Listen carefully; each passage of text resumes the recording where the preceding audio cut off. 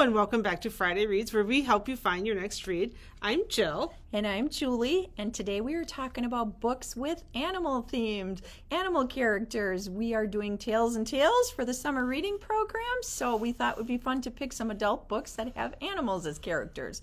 So I'll hand it off to Jill to give her first pick. This was not as easy as you thought.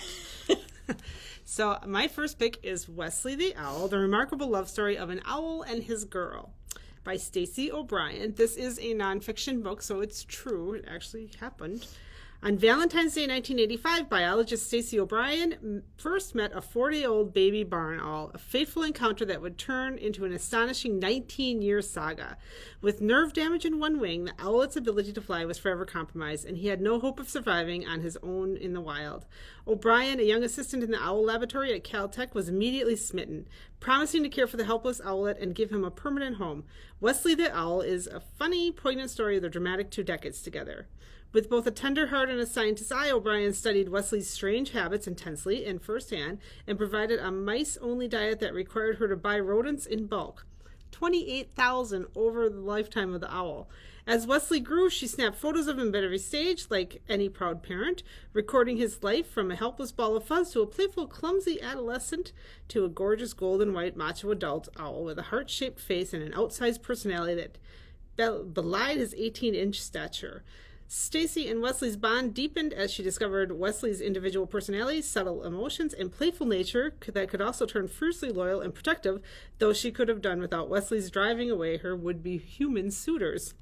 O'Brien also brings us inside the prestigious research community, a kind of scientific Hogwarts, where resident owls sometimes flew freely from office to office, and eccentric, brilliant scientists were extraordinarily committed to studying and helping animals. All of them were changed by the animal they loved. As O'Brien got close to Wesley, she makes important discoveries about owl behavior, intelligence, communication, coining the term the way of the owl to describe his inclinations. He did not tolerate lies, held her to her promises, and provided unconditional love, though he was not beyond an occasional sulk. When O'Brien develops her own life-threatening illness, the biologist who saved the life of a helpless baby bird is herself rescued from death by the insistent love and courage of this wild animal. Enhanced by wonderful photos, Wesley the Owl's thoroughly engaging, heartwarming, and often funny story of a complex, emotional, non-human being capable of reason, play, and most important, love and loyalty. It is sure to be cherished by animal lovers everywhere. So, Wesley the Owl. Backwards. Okay. Mm-hmm. Okay. So, my first pick is The Art of Racing in the Rain by Garth Stein, published in 2008. Enzo knows he's different from other dogs, a philosopher with nearly human soul and an obsession with opposable thumbs. He has educated himself by watching television extensively and by listening very closely to the words of his master, Denny Swift, an up-and-coming race car driver. Denny understands that the techniques needed on the racetrack can also be used to successfully navigate everyday life. Besides his career, Denny has 3 loves of his life: his beautiful wife, their young daughter, and his best friend, Enzo the dog that wants to be reincarnated into a human. Through Denny, Enzo has gained tremendous insight into the human condition, and he sees that life, like racing, isn't simply about going fast. This is a heart-wrenching but deeply funny and ultimately uplifting story of family, love, loyalty, and hope. The Art of Racing in the Rain is a beautifully crafted and captivating look at the wonders and absurdities of human life as only a dog could tell it. Love this book. This book was also made into the movie, The Art of Racing in the Rain, in 2019, and love the movie also. Yes. And Enzo the dog was voiced by Kevin Costner in this one. So check out the book and the movie. I love it that it's from the dog's point of view, too. It's, like, so great. I've watched the movie and read the book. They're different. But they are different, but I liked both. Yes. The Hollow Kingdom by Kira Jane Buxton. This is the first in a series, so if you like it, there'll be other books that are like it. This one is also from the point of view of an animal. One pet crow fights to save humanity from an apocalypse in this uniquely hilarious debut from gender-bending literary author. S.T., a domesticated crow, is a bird of simple pleasures, hanging out with his owner, Big Jim, trading insults with Seattle's wild crows, those idiots, and enjoying the finest food humankind has ever had to offer, Cheetos. Then Big Jim's eyeballs fall out of his head, and ST starts to feel like something isn't quite right. His most tried and true remedies, from beak-delivered beer to the slobbering affection of Big Jim's loyal but dim-witted dog Dennis, fail to cure Big Jim's debilitating malady. ST is left with no choice but to abandon his old life and venture out into the wild and frightening new world with his trusty steed Dennis, where he discovers that the neighbors are devouring each other and the local wildlife is abuzz with rumors of dangerous new predators roaming Seattle. Humanity's extinction has seemingly arrived, and the only one determined to save it is a foul-mouthed crow whose knowledge of the world around him comes from TV watching education. Hollow Kingdom is humorous, big-hearted, and boundlessly beautiful romp through the apocalypse and the world that comes after, where even a cowardly crow becomes a hero. So, yeah, this one's... Sounds like a fun book, a fun series. Oh, goodness. My second pick is A Beautiful Truth by Colin McAdam. This was published in 2013.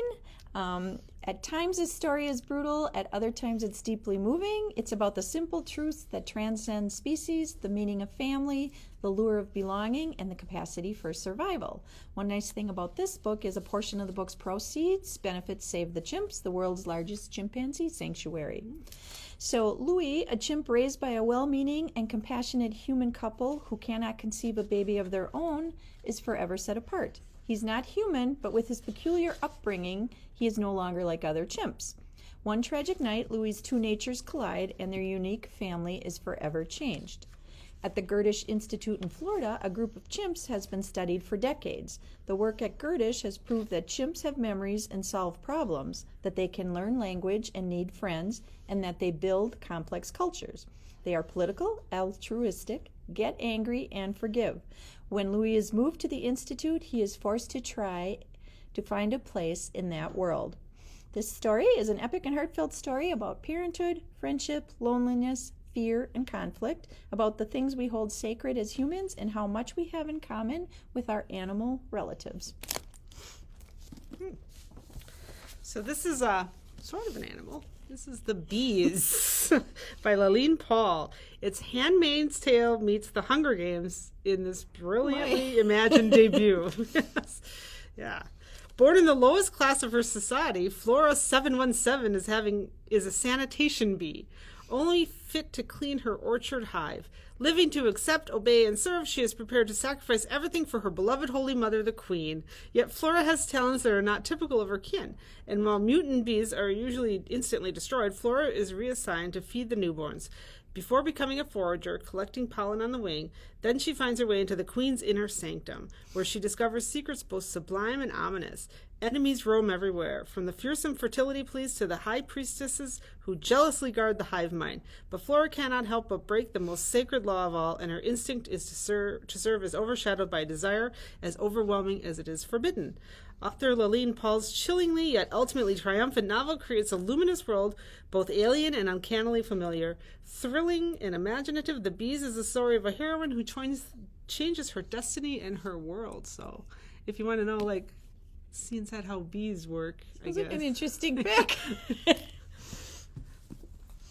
My third pick for today is Where We Belong by Catherine Ryan Hyde. This was also published in 2013. In this story, 14-year-old Angie and her mom are poised at the edge of homelessness again.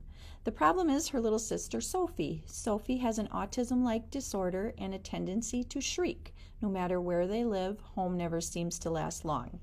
Until they move in with Aunt Vi, across the fence from a huge black Great Dane, as pictured on the cover, who changes everything. Sophie falls in love immediately and begins to imitate the inside of the dog, which fortunately for all is a calm place. The shrieking stops. Everybody begins to breathe again. Until Paul Inverness, the dog's grumpy, socially isolated owner, moves away to the mountains and it all begins again. Much to Angie's humiliation, when they are thrown out of Aunt Vi's house, Angie's mom moves the family to the mountains after Paul and his dog. And there, despite a 50-year difference in their ages, Angie and Paul form a deep friendship, the only close friendship either has known. She can talk to him about growing up gay, and Paul trusts Angie with his greatest secret, his one dream. When the opportunity arrives, Angie decides to risk everything to help Paul's dream come true. Even their friendship and her one chance at a real home, the only thing she's dreamed of since her father was killed. A place she can never be thrown out, a place she can feel she belongs. This is another uplifting story about finding your place in the world, no matter how impossible that seems. And proves that dogs solve everything. Exactly. So this one you might have to wait a little bit for. It's brand new from 2021, and it might have a hold list on it because I had to wait a little bit to get it, but I got it in time. West with Giraffes by Linda Rutledge. This is an emotional, rousing novel inspired by an incredible true story of two giraffes who made headlines and won the hearts of Depression-era America. It's 1938, the Great Depression lingers, Hitler is threatening Europe, the world-weary Americans long for wonder. They find it in two giraffes who miraculously survive a hurricane while crossing the Atlantic. What follows is a 12-day road trip in a custom truck to deliver Southern California's first giraffes to the San Diego Zoo. Behind the wheel is the young Dust Bowl Rowdy Woodrow. Inspired by true events, the tale weaves real-life figures with fictional ones, including the world's first female zoo director, a crusty old man with a past, a young female photographer with a secret, and assorted reprobates as spotty as the giraffes. Part adventure, part historical saga, and part coming-of-age love story, West with Giraffes explores what it means to be changed by the grace of animals, the kindness of strangers, the passing of time, and a story told before it's too late. So, West with Giraffes. Yeah, based on a true story. And my fourth pick you'll find in the nonfiction. This is H is for Hawk by Helen McDonald, published in 2014. Obsession, madness, memory, myth, and history combined to achieve a distinctive blend of nature writing and a memoir from an outstanding literary innovator. When Helen McDonald's father died suddenly on a London street, she was devastated. An experienced falconer, Helen had been captivated by hawks since childhood. She'd never before been tempted to train one of those most vicious predators. But in her grief, she saw that the hawk's fierce and feral temperament mirrored her own. Resolving to purchase and raise one of these creatures as a means to cope with her loss, she adopted Mabel and turned to the guidance of the once and future King author T.H. White's chronicle, The Goshawk, to begin her challenging endeavor. Projecting herself in the hawk's wild mind to tame her, tested the limits of the author's humanity and changed her life. Humorous, heart-wrenching, this book is an unflinching account of bereavement and a unique look at the magnetism of an extraordinary beast with a parallel exam of a legendary writer's eccentric falconry. They're really cool. So you probably heard of Lillian Jackson Brown's The Cat Mysteries. I found another one. Careless Whiskers is one of the newest ones. I guess there's another one after this, although it was published in 2020. So these are coming out fast and furious. By Miranda James. What's more fun than a cat detective story? Careless Whiskers. This is the 12th in a New York Times best-selling A Cat in the Stacks mystery series by Miranda James. It features the librarian, which is double good, Charlie Harris, and his faithful feline friend, Diesel. In this one, Charlie Harris has sworn off investigating murder and mayhem after a recent close call. Instead, he's delighted to cheer on his daughter, Laura, who's starring in a production of Careless Whispers. The theater department at Athena College is debuting the play written by a fledgling playwright with local connections, and Charlie's son-in-law, Frank Salisbury, will be calling the directorial shots. Laura is upset to learn that Luke Lombardi, an overbearing actor she knew from her time in Hollywood, will also be taking part of the production as a guest artist. Lombardi arrives with an entourage in tow and promptly proceeds to annoy everyone involved from the production. Then he collapses and dies on stage after drinking from a glass Laura handed him. She becomes the chief suspect in his murder. Charlie knows his daughter's innocent, and he's not going to let anyone railroad his little girl. So despite his intentions to put his amateur sleuthing days behind him, Charlie has to take center stage, and with Diesel's help, shine the spotlight on the real killer. So, So if you wanted to start from the beginning, the first one is called Murder Past Due, and it was published in 2010. So, Careless Whisker with Diesel the cat. Sounds fun, like a fun series. My last pick, a little glare on the book, is American Wolf, A True Story of Survival and Obsession in the West by Nate Blakesley, published in 2018. This is the enthralling story and reign of 06, the celebrated Yellowstone wolf, and the people who loved or feared her. Before humans ruled the earth, there were wolves. Once abundant in North America, these majestic creatures were hunted to near extinction in the lower 48 states by the 1920s. But in recent decades, conservationists have brought wolves back to the Rockies, igniting a battle over the very soul of the West. With novelistic detail, the author tells the gripping story of one of these wolves, 06, a charismatic alpha female named for the year of her birth. Uncommonly powerful, with gray fur and faint black ovals around each eye, this wolf is a kind and merciful leader, a fiercely intelligent fighter, and a doting mother. She is beloved by wolf watchers, particularly renowned naturalist Rick McIntyre, and she becomes something of a social media star with followers around the world. But as she raises her pups and protects her pack, she is challenged on all fronts. By hunters who compete with wolves for the elk they both prize, by cattle ranchers who are losing livestock, and by other Yellowstone wolves who are vying for control of the park's stunningly beautiful valleys.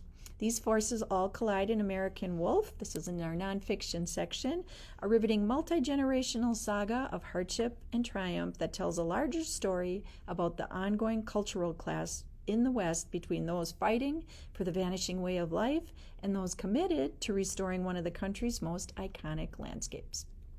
So, American Wolf.